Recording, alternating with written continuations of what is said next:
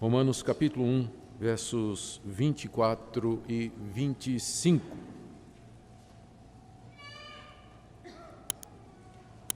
Por isso Deus entregou tais homens à imundícia pelas concupiscências de seu próprio coração, para desonrarem o seu corpo entre si. Pois eles mudaram a verdade de Deus em mentira, adorando e servindo a criatura em lugar do Criador, o qual é bendito eternamente. Amém. Meus queridos, na mensagem anterior, nós vimos que, como Paulo explicou aos cristãos de Roma, que Deus havia se revelado, ou Deus tem se revelado à humanidade através de duas formas. Primeiro, através da consciência. Nós lemos isso no capítulo 1, verso 18 e 19, que lá do céu Deus revela a sua existência e o fato de que Ele está irado com a humanidade por causa da rebelião que a humanidade manifestou com relação a esta revelação. Então Deus se revela a todo homem pela consciência. Todo homem tem consciência de que há um Deus. Deus também se revelou pela criação. As coisas criadas, a natureza, o mundo, o universo, na sua beleza, diversidade, complexidade, no seu propósito, na sua profundidade, tudo isso fala de um poder inteligente por detrás da realidade visível. O mundo não veio a existir ao acaso e matéria não gera matéria, do nada, nada se produz. Então, existe alguém anterior à criação, alguma coisa anterior à criação. Alguém pessoal, alguém inteligente, alguém que tem propósito eterno, todo-poderoso. A criação fala a respeito dessas coisas.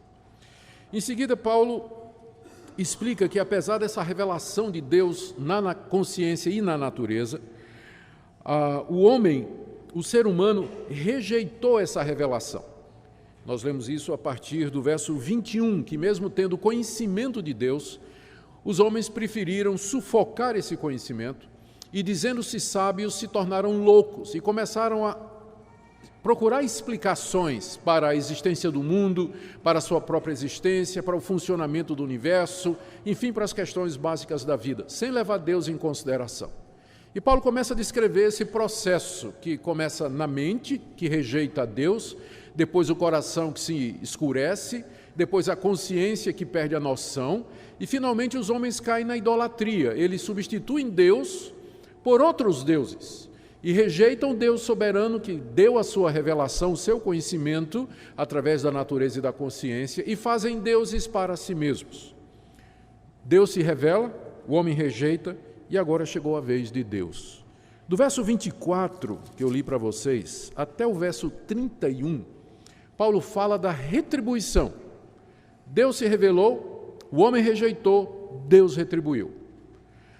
A retribuição de Deus, ela está marcada aqui pela repetição 3 vezes da expressão, por isso Deus os entregou. Verso 24, por isso Deus entregou tais homens. Verso 26, por causa disso os entregou Deus a paixões infames. E verso 28, o próprio Deus os entregou a uma disposição mental reprovável. O que nós vamos começar a ver hoje à noite é exatamente isso que nós chamamos de retribuição, ou seja, Deus está dando o troco.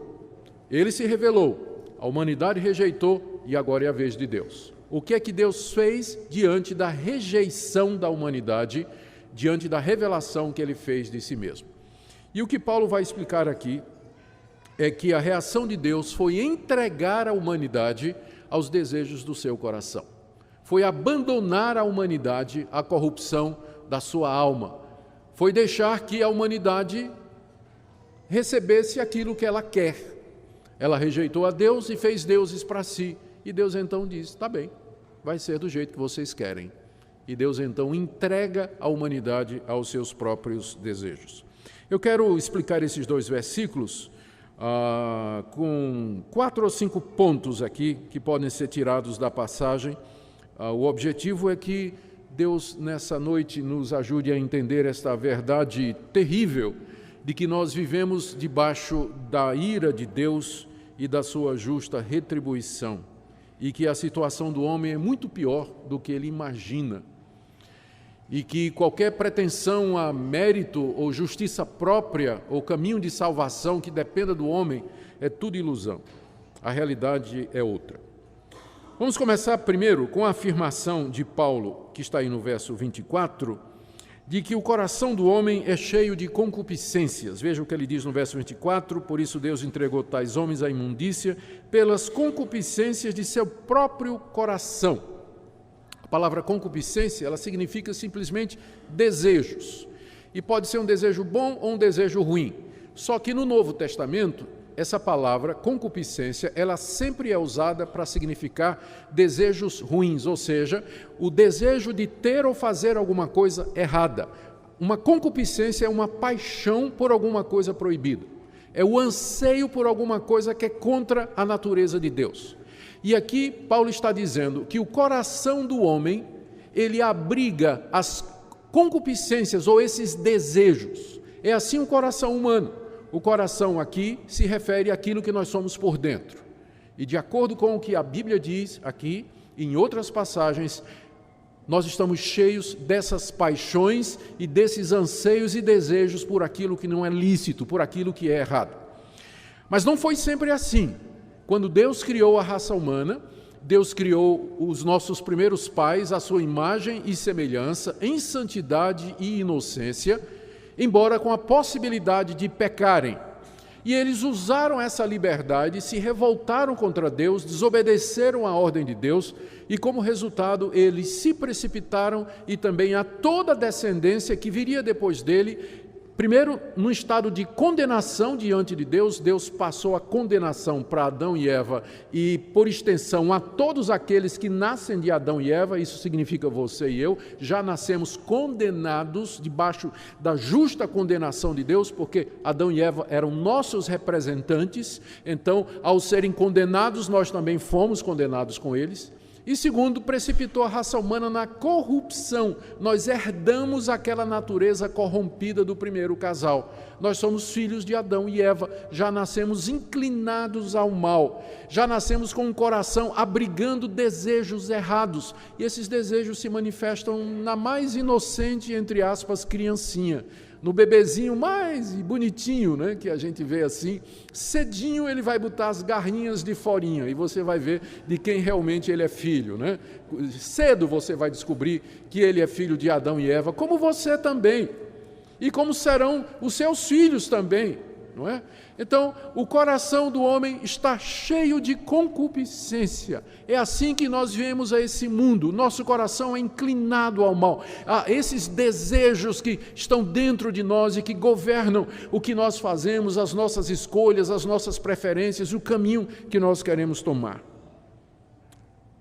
A concupiscência dos seus próprios corações. Esse é o primeiro ponto, é o ponto de partida aqui. Segundo ponto, e que está relacionado com o que vem antes e também até no verso 25, que diz que os homens mudaram a verdade de Deus em mentira.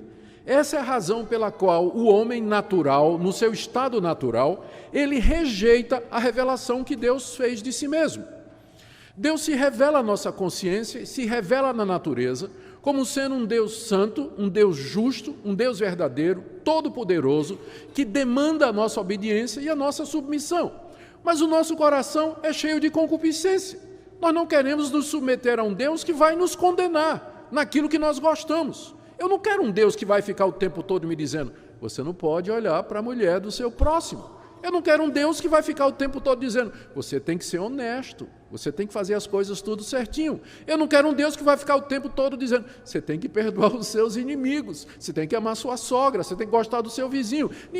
Ninguém quer um Deus desse. Então, a concupiscência do coração faz com que o homem rejeite o conhecimento de Deus desde o nascimento. Embora a glória de Deus brilhe ao nosso redor, na consciência e nas coisas criadas, o homem não quer saber de Deus. Ele rejeita essa revelação que Deus fez de si mesmo na consciência do homem e também em toda a criação. E não somente isso, pior do que isso, o homem muda o conhecimento de Deus. Ele muda. Veja o que Paulo disse no verso 23, que os homens mudaram a glória do Deus incorruptível em semelhança da imagem de homem incorruptível. Deus se mostra na natureza como sendo diferente da criação. Ele é o Criador. Ele é incorruptível, quer dizer, ele não vai se corromper como nós. Nós vamos morrer, o nosso corpo vai para a sepultura e ele vai se decompor.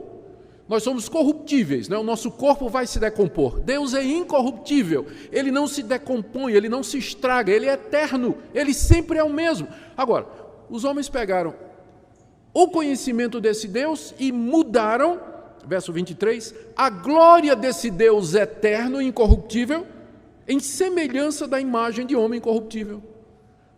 Os homens preferiram adorar a si mesmos, preferiram adorar outros homens, preferiram deuses feitos à sua imagem e semelhança. E o que é pior, não ficaram só no homem não, foram baixando, aves, quadrúpedes e répteis. Adoraram os seres irracionais também. Mudaram a glória de Deus. Então, essa concupiscência, essas trevas do coração, trazem não somente a rejeição de Deus, mas uma mudança, não é? Torceram o conhecimento de Deus. Em vez de adorar a Deus, eles fizeram deuses para si. E não só isso. No verso 24, aliás, no verso 25, Paulo diz: pois eles mudaram a verdade de Deus em mentira. A palavra mudar aqui, no verso 25, é diferente da palavra mudar no verso 23. Mudar no verso 23 significa mudar. Mas mudar no verso 25 é mais do que mudar, é travestir. Travestir significa você mudar a natureza de uma coisa e reapresentá-la vestida de outra.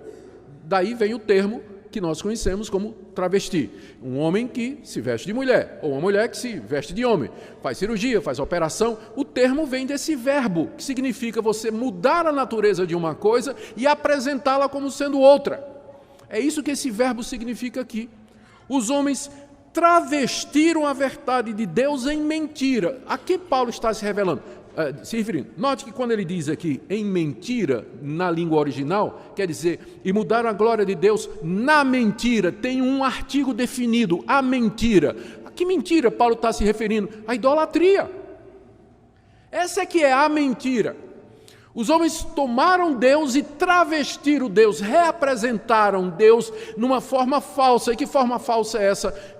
Ídolos, imagens de homens, imagens de animais, adoração do sol, da lua, da estrela, que a gente chama de fetichismo, né? Adorar árvore, adorar rio, adorar montanha. Os homens mudaram e travestiram a glória de Deus e fizeram para si essas religiões. E por que eles fizeram isso? Bem, porque o homem fabrica deuses de acordo com a concupiscência do seu coração. Eles não querem Deus, o coração está cheio de concupiscência. Por isso que os deuses que eles inventaram, é só você estudar a mitologia grega, estudar os deuses do Egito, estudar os deuses de Roma, estudar os deuses do paganismo, das religiões orientais. Que deuses são estes? São, na verdade, homens com poderes sobre-humanos, mas com as paixões humanas. Deuses vingativos, deuses cruéis, deuses assassinos, deuses vingativos, deuses imorais, que se misturam com os homens e com as mulheres, e têm filhos, semideuses, deuses que ficam tramando guerras de poder para quem vai dominar o panteão dessas divindades. São deuses feitos segundo a imaginação humana. Ninguém quer um Deus como o Deus que se revela na consciência e na criação, porque nós teríamos que nos humilhar diante desse Deus e servi-lo. Na verdade, a escolha é entre você crer nesse Deus e se submeter a Ele, ou então você tomar o lugar dele e você mesmo declarar que você é Deus e aqueles que você diz que é Deus. Mas ou de um jeito ou de outro, o homem sempre estará ajoelhado diante do altar de algum Deus. Se não for do Deus verdadeiro, de um travesti desse Deus que ele mesmo inventou e ele criou. É isso que Paulo nos diz aqui. O que é que Deus fez então? Primeiro ponto, o coração do homem é corrompido e cheio de concupiscência. Segundo ponto, isso leva o homem a mudar a verdade de Deus e travestir Deus como se fossem imagens e ídolos que ele mesmo criou.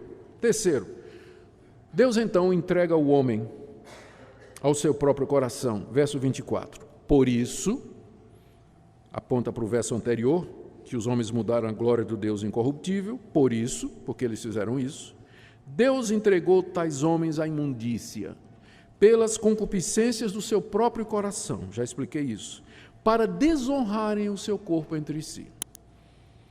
O que significa isso aqui? Que Deus entregou tais homens à imundícia. Entregar aqui significa abandonar o pecador ao poder do pecado em seu coração. A figura é mais ou menos essa. O coração está cheio de concupiscência, mas ninguém é tão ruim, ninguém é tão perverso, ninguém é tão imoral quanto poderia ser. Por quê? Porque Deus refreia. Como é que Deus refreia? Você nasceu num lar e desde cedo lhe ensinou princípios, lhe ensinou a verdade. Você nasceu num país onde a polícia reprime a violência. Você nasceu num país onde existe lei, existe autoridade, você fica com medo de fazer determinadas coisas, porque você sabe que se você fizer, você vai preso, você vai pagar uma multa, você pode ser processado. Então, Deus, através das leis, dos governantes, da polícia, através do castigo, através da educação, através de bons exemplos, você teve bons exemplos na sua vida, de gente séria, de gente boa, que foi bem-sucedido, fazendo bem. Então, Deus usa estas coisas para reprimir a corrupção do seu coração. Está lá, seu coração é tão ruim quanto o de um estuprador, de um traficante de drogas, o meu também. É cheio de concupiscência, mas por que eu não sou tão ruim quanto eles? Por que você não é tão ruim como eles? Porque Deus restringe o seu coração, Ele segura a corrupção do seu coração, Ele não deixa você ser tão corrupto quanto você pode ser. Por isso que o castigo de Deus para aqueles que o rejeitam é Deus tirar o pé do freio. É Deus simplesmente soltar o freio de mão. Abandonar aqui significa tirar as travas e deixar que o pecador vá até o fim no seu pecado. Significa permitir que o pecado vá até o fim, como um ato de julgamento. Deus faz isso não é porque Ele desistiu da humanidade, mas é um ato de julgamento. O castigo para o pecado é mais pecado ainda. O castigo para o pecado é mais pecado ainda. Por quê? Pense numa conta bancária. Você fica devendo todo mês. Aí vai aumentando o juro, não é isso? O banco não cobra. Cobra, mas não executa. Aí todo mês vai aumentando, até chegar o dia do juízo no banco, né? Em que você vai ter que resolver aquilo ali. É mais ou menos isso. Deus diz assim, é isso que você quer? É assim que você quer viver? Você me rejeita e quer seguir os seus caminhos segundo os seus deuses? Tudo bem, vá seguir o seu caminho. Mas eu estou anotando aqui. Tudo que você está fazendo. Tá? Estou anotando. E a conta vai aumentando. E no dia do juízo, a conta que essas pessoas vão dar diante de Deus é muito maior do que se Deus tivesse refreado as paixões do seu coração. Quando Deus entrega a humanidade, ou uma cultura, ou uma raça, ou uma pessoa, a imundícia, isso significa um ato judicial de Deus, um ato de condenação de Deus, é um ato de julgamento e de castigo de Deus contra aquele povo, contra aquela raça, contra aquele país, contra aquela cultura. Deus entrega ao seu próprio coração. Veja, particularmente, Paulo diz aqui que Deus entregou tais homens à imundícia. Imundícia é uma palavra grega que significa imoralidade sexual. Note que ela já existe no coração do homem. Agora Deus deixa que ela se manifeste no corpo. Já tinha antes, no coração, na concupiscência. Mas agora Deus diz, vá em frente. E ela então começa a se manifestar naquilo que Paulo chama de imundícia do seu coração. Deus entrega então o homem a essa imundícia, deixando de refrear as suas paixões, deixando os imorais sem castigo. Essa é uma das maneiras que Deus abandona. Ele deixa o pecador fazer o que ele faz e ele não castiga. Vocês já se perguntaram por que não desce um raio do céu? Ou não vem um castigo, não cai uma pedra em cima, um piano em cima de um imoral desafiador de Deus? Por que a terra não se abre? É porque uma das maneiras pelas quais Deus castiga é deixando de punir. Porque imagine, o pecador que se rejeita Deus, pratica a imoralidade, Deus castiga. O que é que ele vai fazer? Opa, não vou fazer mais. Quando Deus não castiga, ele faz uma vez, viu que não tem castigo, faz de novo.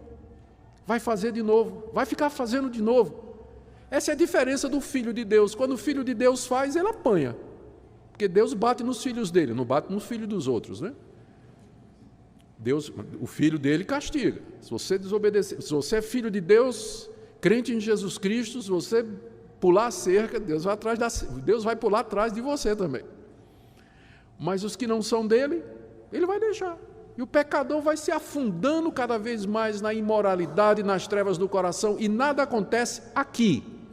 Aqui, estamos falando aqui. Mas o dia do juízo está chegando, em que Deus vai ajustar contas com ele. Está aumentando, acumulando a ira de Deus para o grande dia do juízo. É isso que significa que Deus entrega o homem à imundícia do seu próprio coração.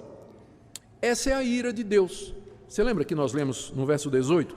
A ira de Deus se revela. E a gente olha ao redor e diz, mas como a ira de Deus está se revelando? A resposta é essa, Deus entregando a humanidade aos seus prazeres. Deus deixando de castigar. Deus deixando de reprimir. Deus tirando bons governantes. Deus tirando leis justas e boas. Deus tirando a autoridade policial. Deus deixa os criminosos, os violentos, os terroristas, os imorais, os pedófilos, eles estão indo em frente, estão crescendo no mundo. E Deus simplesmente está dizendo, mas não foi isso que vocês quiseram? Na hora que vocês me rejeitaram, o que vocês estavam pensando que ia acontecer? Eu olho para a sociedade ao redor, a nossa cultura ocidental, e eu vejo claramente o sinal da ira de Deus sobre nós. As leis estão sendo derrubadas. O poder policial, ninguém acredita mais. Os bons governantes, onde estão eles? A igreja calada. E a sociedade se dissolvendo moralmente, avança a imoralidade cada vez mais aberta, e ninguém faz nada. Ninguém consegue reagir. O que é isso senão o sinal da ira de Deus sobre a nossa civilização? Ela está caminhando para o fim. Ela está caminhando para o fim. E isso bem diante dos nossos olhos. Bem diante dos nossos olhos. Nós estamos vivendo esse período triste da nossa história. Deus... Eu pensei em trazer aqui, achei que era relevante trazer para vocês, que essa sempre foi a maneira de Deus agir. O Salmo 81. Veja.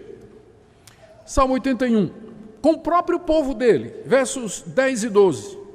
Eu sou o Senhor teu Deus, que te tirei da terra do Egito. Abre bem a boca e te encherei. Estou lendo o Salmo 81, verso 10. Verso 11.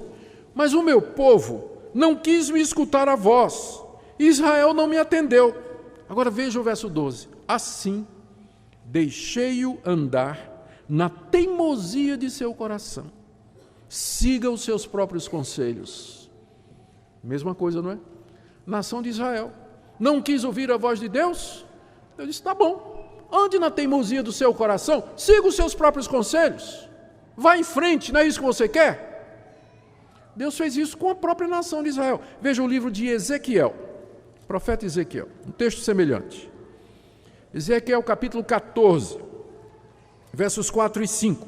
Deus mandando o profeta Ezequiel falar ao povo. Fala com eles e dize-lhes, assim diz o Senhor, qualquer homem da casa de Israel que levantar os seus ídolos dentro do seu coração e tem tal tropeço para a sua iniquidade e vier ao profeta, eu, o Senhor, vindo ele, lhe responderei segundo a multidão dos seus ídolos. Olha o que Deus está dizendo aqui. Se um israelita fosse idólatra, tivesse ídolos no coração e resolvesse ir na casa de Deus e consultar a Deus, sabe o que Deus ia fazer? Deus ia responder como se fosse o ídolo. A pessoa, vou consultar a Baal, e Baal fala. Vou falar com Renfã, Renfã fala. Eu vou adorar Astarote, Astarote responde. Eu fui curado por Astarote, eu fui curado por Baal. Mas quem é que estava por detrás? Deus. Olha aí, verso 5. Para que eu possa apanhar a casa de Israel no seu próprio coração, porque todos se apartaram de mim para seguir os seus ídolos. Sabe o que Deus está dizendo aqui? quando vocês me abandonam, eu entrego vocês aos seus ídolos. E vocês vão falar com seus ídolos e os ídolos vão responder. Vocês vão fazer a oração e o ídolo vai responder. Você vai pedir cura, ele vai dar. Você vai pedir uma maravilha, o ídolo vai fazer. Sabe quem é que está fazendo isso? Eu. Porque Deus é o único poder que existe. O ídolo é falso, é claro. Por que Deus faz isso? Exatamente para apanhar o pecador na sua própria armadilha. Exatamente para apanhar o pecador na sua própria armadilha. Está achando isso pesado? Veja 1 Tessalonicenses.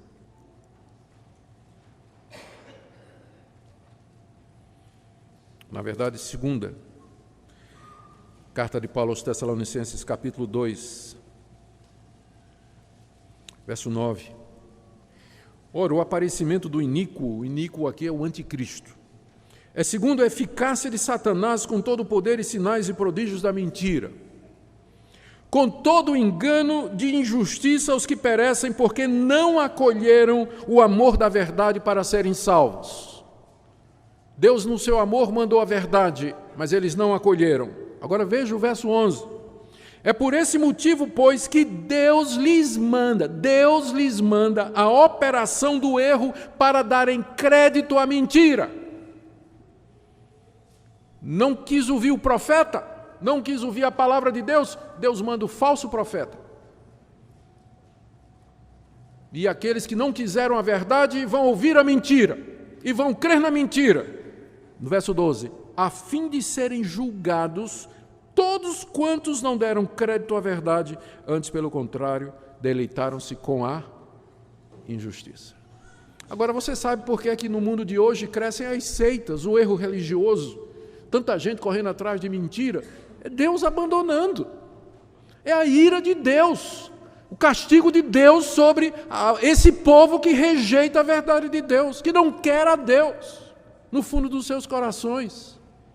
Mais uma passagem, Atos, capítulo 7. Aqui Estevão, pregando ao povo de Israel, se referindo ao tempo que a nação de Israel andou no deserto, 40 anos.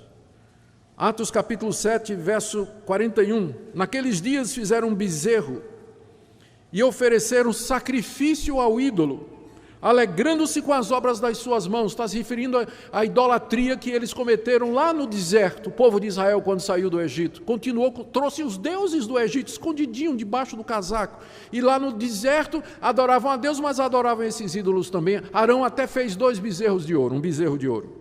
Agora veja o verso 42. Mas Deus se afastou. Quando Deus viu que eles estavam adorando os ídolos, Deus se afastou e os entregou ao culto da milícia celestial. Milícia celestial é sol, lua, estrela. Deus se afastou e os entregou ao culto do sol, da lua e da estrela. Podem adorar. Façam o que vocês querem. Mas um dia vocês vão dar conta. É isso que significa. Voltando agora para Romanos capítulo 1. O apóstolo Paulo não está dizendo nada novo que o Antigo Testamento não tenha dito, que os profetas não tinham avisado, que o castigo de Deus para a rebelião do seu povo e para a idolatria é Deus entregar o homem à corrupção do seu próprio coração. Deus entrega o homem ao erro. Deus entrega o homem ao falso profeta, ao falso culto, à falsa religião, quando no íntimo do seu coração você rejeita a Deus e a revelação que Ele faz de si mesmo, você entra então nesse processo de retribuição de Deus. Agora, note aqui no verso 24 de Romanos 1, que Paulo diz que Deus entregou tais homens à imundícia pelas concupiscências de seu próprio coração para desonrarem o seu corpo entre si. Esse é o resultado final. Quando Deus entrega uma cultura, uma pessoa, uma sociedade, um país, uma geração aos desejos do seu próprio coração, o resultado final é desonrar os corpos, para que desonrassem os seus corpos entre si. O que nos diz que Deus, quando criou os corpos, não é? Deus, quando criou os nossos corpos, esses corpos foram criados para um fim honroso. E a Bíblia é muito clara quando fala especialmente nas relações sexuais. Deus criou um homem e uma mulher. Ele não criou um homem e um homem, uma mulher e uma mulher. Ele não criou 2 homens e uma mulher, ou 2 mulheres e um homem. Ele criou um homem e uma mulher e os uniu em casamento. Ou seja, o propósito do meu corpo, pensando na área sexual, é que eu tenha relações heterossexuais monogâmicas no casamento. Desonrar o corpo é fazer qualquer coisa fora disso. Fornicação, que é o sexo entre pessoas solteiras, fornicação. Adultério, que é sexo em que uma pessoa casada está envolvida, que não é seu cônjuge. Prostituição, quando isso envolve dinheiro. Ou relações homoafetivas ou homossexualidade. São distorções desse projeto original de Deus. E é isso que acontece quando Deus entrega uma sociedade, um indivíduo e uma geração aos desejos do seu coração. Vai caminhando até finalmente desonrar o seu corpo entre si. Agora, imagine ao ler essas palavras que Paulo vivia na época de Roma. A sociedade mais dissoluta da época. Dos 15 imperadores de Roma, 14 praticavam a homossexualidade. Ter concubina, a prostituição, meninos de programa, isso era comum para o cidadão romano. Era aceitável. Na Grécia nem se fala. O culto ao corpo, a imoralidade, a devassidão, cidades como Corinto, que eram famosas pela quantidade de prostitutas que havia lá, a ponto de dar o nome da cidade virar símbolo de corrupção. Era o mundo em que Paulo vivia, completamente depravado. Completamente depravado. Quando Deus retira o freio, a humanidade se lança mais e mais na imoralidade sexual para desonrar os seus corpos entre si. E veja a justiça e a ironia de Deus. Vocês me desonraram, então eu vou entregar vocês a vocês mesmos para vocês se desonrarem. Deus está retribuindo na justa medida. Vocês me desonraram, então vocês serão desonrados. E da mesma forma que vocês mudaram a minha glória, vocês vão mudar o que é natural entre vocês. A justiça de Deus na aplicação do juízo. E eu quero já caminhar para o fim dessa mensagem, meus irmãos e amigos. O que é que esse texto tem a nos dizer hoje? Tem tanta coisa que nós poderíamos tirar desses 2 versículos aqui. Deixa eu mencionar alguma delas. A primeira delas é, mais uma vez, nós estamos diante de uma passagem da Bíblia que fala da profunda depravação do coração humano. Não se deixe enganar por aqueles que de alguma forma sugerem que a resposta para os nossos problemas está dentro do nosso coração, que nós somos bonzinhos por natureza, que a nossa índole é boa. Essa não é a visão bíblica.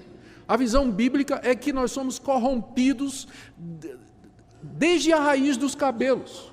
Não há nada bom em nós, não há um justo, não há nenhum sequer. As nossas justiças são como trapo de imundícia. Só não somos piores porque Deus refreia. Você só não é pior porque Deus lhe segura. Deus está puxando o freio de mão. Senão você seria tão perverso e imoral como qualquer outra pessoa, que você às vezes critica e condena como sendo pior do que você. Mas o nosso coração é corrompido, completamente corrompido, e você não tem poder sobre ele. Você não consegue controlar isso. Se algum controle você tem, é porque Deus está suprimindo, Deus está segurando, Deus está puxando o freio de mão para que você não seja tão ruim quanto você poderia ser. Lembre disso, isso é verdade também do cristão. Quando nós cremos em Jesus, nós somos perdoados, justificados e aceitos por Deus, como que nascemos de novo, mas essa corrupção, ela permanece em nós até o último dia da nossa vida aqui nesse mundo. O cristão vai lutar contra isso todos os dias da sua vida. De vez em quando vem um irmão para conversar comigo e diz: pastor, acho que eu não sou crente não. Eu digo, já é um bom começo você fazer essa pergunta, porque tem gente que acha que é e depois da morte vai descobrir que nunca foi. Então é bom você perguntar aqui, logo, será que eu sou mesmo? Por que você está fazendo essa pergunta? Pastor, porque é uma luta muito grande, pastor. Todo dia eu estou brigando com o meu coração. Às vezes eu caio, eu não aguento. Quando eu faço alguma coisa errada, eu choro, eu lamento, eu fico desesperado, pastor. Será que eu sou crente mesmo? Eu digo, mas para mim essa é a maior prova de que você é. Porque um pecador que está entregue ao seu próprio coração, ele não está nem aí se ele está ofendendo a Deus. Ele vai arrumar desculpas para o procedimento dele, para a imoralidade dele, a mentira dele, vai ficar se justificando. Mas o crente verdadeiro, ele não suporta a corrupção do coração dele. É uma luta constante. Uma briga constante. Então esse texto nos fala disso, da corrupção do nosso próprio coração. Segunda coisa, a nossa cultura, irmãos, está debaixo da ira de Deus. Eu sei que todos nós queremos pensar em Deus como sendo um Deus de amor. Ele é um Deus de amor. Vamos ver isso a partir do capítulo 3. Mas antes de chegar no amor de Deus, eu tenho que falar da ira dele. E os sinais da ira dele estão em todo lugar. Os freios estão sendo tirados. A impunidade é cada vez maior para quem pratica o mal. A culpa da nossa geração está sendo acumulada para o dia do juízo. Nós vemos isso entre os próprios evangélicos. Sinais de que Deus está tirando o freio. É só você olhar a roupa de algumas irmãs, a sensualidade, a provocação. Não vê mal nisso. E vai até dizer assim, o problema é o olhinho do irmão. Não. Também. Mas perder a vergonha, a verdade é essa. Perder a vergonha. Se veste mostrando tudo. E a gente pergunta, onde foi parar o pudor, a vergonha, a castidade? Está indo embora. Mesmo no meio do povo de Deus, está indo embora. Os homens também se vestem do mesmo jeito, não vou nem falar aqui para não fazer descrições. Os homens também. Vergonha foi embora. Parece que querem exibir mesmo, provocar mesmo. Os namorados, parece normal, no meio da juventude evangélica, namorado ir para a cama com a namorada. Ter relações como se fosse a coisa mais normal do mundo. Não é não. Isso é desonrar os corpos. Isso é sinal exatamente de que Deus está tirando os freios, quando a igreja começa a achar que isso é normal. Quando a igreja para de falar, os pastores param de falar disso, com medo de perder membro. Os pastores param de denunciar esse tipo de coisa, com medo de receber crítica da igreja. É sinal de que Deus está tirando os profetas e está entregando mesmo aquela geração aos seus próprios desejos. Porque uma das coisas que ainda controla e segura é quando Deus levanta o profeta que mete o dedo no nariz e diz, está errado. E eu estou dizendo que está errado. E vem adultério. Flertar com a mulher dos outros. Pornografia. O pessoal consome como se fosse uma coisa natural. E parece que não se preocupa com isso. Isso corre solto no meio evangélico. Poucos há que levantam a voz e falam. Eu vejo esses sinais da ira de Deus ao nosso redor. Eu vejo sim. E peço que Deus tenha misericórdia primeiro da minha própria vida, que eu sou um pecador não diferente dos outros. E através de mim e de outras pessoas também. Terceira coisa que esse texto tem a nos dizer hoje. Somente o próprio Deus pode nos salvar dessa situação. O que nós precisamos para nos livrar desse círculo férreo é de um poder extraordinário que quebre as amarras, que abra os olhos, que nos liberte da escravidão de nós mesmos, que nos tire das trevas para a luz e da escravidão para a liberdade dos filhos de Deus. E esse poder é o Evangelho de Jesus Cristo. Esse poder não é humano. Ele não está em nós, não está em nenhuma instituição, em nenhuma pessoa, mas Paulo se refere aqui no início dessa sessão, no capítulo 1, verso 16, não me envergonhe do Evangelho, porque ele é o poder de Deus para salvar todo aquele que crê. É preciso um poder para nos libertar disso, para mudar essa situação, e só o Evangelho de Cristo pode fazer isso. Nós não precisamos de remendo, nós precisamos de ressurreição. Não adianta você pensar, vou reformar minha vida, você precisa nascer de novo, precisa ser liberto, e só o poder do Evangelho pode fazer isso. Por isso, terminando, eu falo aqui a você que já foi alcançado por esse poder.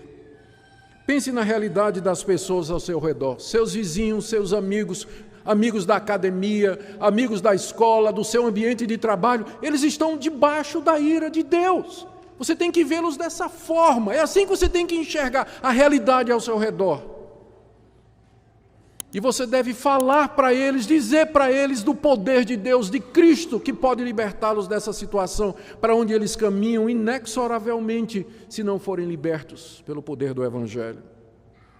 são idólatras, estão debaixo da ira de Deus, escravos de suas paixões. Por isso, testemunhe, ore por eles, compartilhe o Evangelho. Não esqueça que os seus vizinhos estão debaixo da ira de Deus e caminham para a condenação. Medite no seu próprio estado, a tendência da idolatria do seu coração e da imoralidade. E todo dia se ajoelhe aos pés da cruz e diga: ó Deus, tem misericórdia de mim. Tem misericórdia de mim, me segura, me sustenta, não me abandona, não abandona meu coração. Não me deixe entregue à minha vontade, porque eu sei do que é que eu sou capaz de fazer. Mas controla a minha vida, guia os meus caminhos, livra-me do mal. Ore como Jesus nos ensinou a orar, não me deixe cair em tentação, mas livra-me do mal, Senhor. Essa tem que ser a sua oração diária. Tem que ser a sua oração diária. Gastando tempo com Deus, com a palavra e com a oração. E talvez você está aqui nessa noite e ainda não conhece o poder do Evangelho. Você ainda não experimentou esse poder extraordinário que vem pela mensagem da cruz, do Cristo que morreu por nós. Experimentou esse ferrão do pecado nele, levou sobre si a nossa culpa, ressuscitou ao terceiro dia, está vivo e poderoso para atender todo pecador que reconhece o seu estado de perdição. E chega a ele não dizendo ou impondo limites ou condições, mas dizendo: eu sou um pecador miserável, mereço a condenação, mas em ti há poder, Jesus, para me perdoar, para me livrar, me libertar da escravidão do pecado e das suas consequências. Creia nele nessa noite. Venha a Ele nessa noite e em Cristo Jesus você vai encontrar perdão, libertação e uma nova vida. Que Deus nos escute, que Ele seja servido em abençoar a palavra dessa noite nos nossos corações. Amém.